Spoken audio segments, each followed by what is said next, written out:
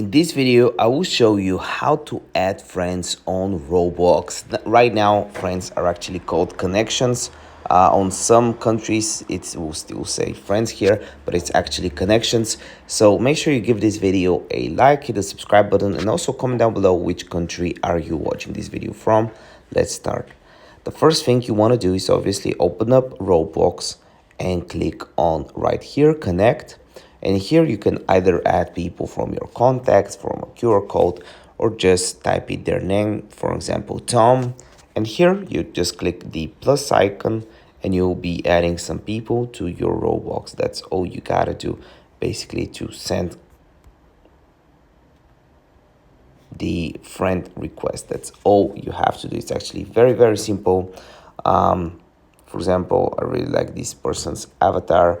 It sometimes says connection friend, connection. It sometimes says friend request sent, but it's basically the same thing. If you like this video, give it a like. If you're new, hit the subscribe button, and I want to see you in the next one.